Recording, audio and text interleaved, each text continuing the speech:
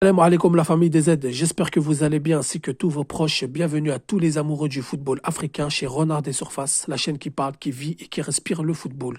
On se retrouve pour faire le groupe H des éliminatoires à la prochaine Coupe du Monde 2026, qui je le rappelle aura lieu en Amérique du Nord, Mexique, États-Unis, Canada. On a fait les groupes A, B, C, D, E, F, G. Je vous invite à aller visionner si c'est pas fait et surtout donnez vos avis dans l'espace commentaire. Donc les amis, dans ce groupe, on a après les deux premières journées, la Namibie en première position avec 6 points. La Tunisie en deuxième position avec 6 points. Le Libéria en troisième position avec 3 points.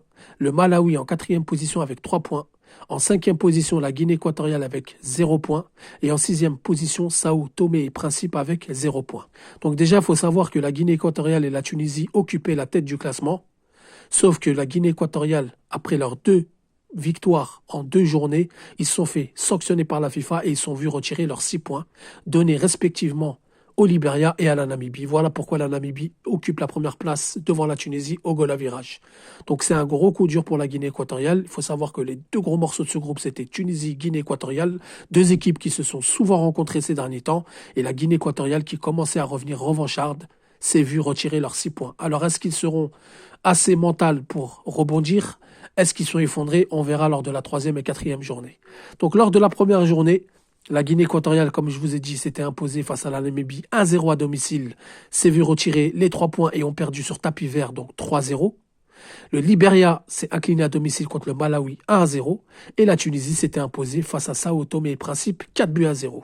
Lors de la deuxième journée, le Libéria s'était incliné à domicile contre la Guinée équatoriale. Mais comme je vous ai dit, sur tapis vert, ils ont perdu 3-0, donc la victoire revient au Libéria. Le Malawi s'est incliné de justesse à domicile face à la Tunisie 1-0, un but sur penalty, où les Tunisiens avaient beaucoup de mal dans ce match. Et Sao Tomé et Principe s'est incliné à domicile contre la Namibie 2-0. Donc le gros choc de cette troisième journée, c'était bien évidemment Tunisie-Guinée équatoriale. La donne a changé suite à la sanction de la FIFA, mais ça reste quand même le gros choc. La Guinée équatoriale n'est pas à enterrer, n'est pas morte, elle peut encore revenir. Namibie qui recevra le Libéria, la Namibie qui a un coup à jouer énorme les amis. La Namibie qui est première avec 6 points, si elle bat le Libéria, elle sera avec 9 points. La Tunisie reçoit la Guinée équatoriale, donc en toute logique, la Tunisie devrait s'imposer et donc devrait comptabiliser 9 points.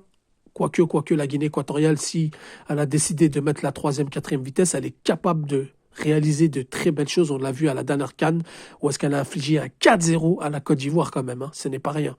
Et ensuite, le Malawi qui recevra Sao Tomé et Principe, le Malawi qui a 3 points, qui devrait récolter les 3 points à domicile, et donc qui les emmènerait à 6 points. Donc le gros choc quand même de cette troisième journée, ça reste Tunisie, Guinée équatoriale, malgré la sanction.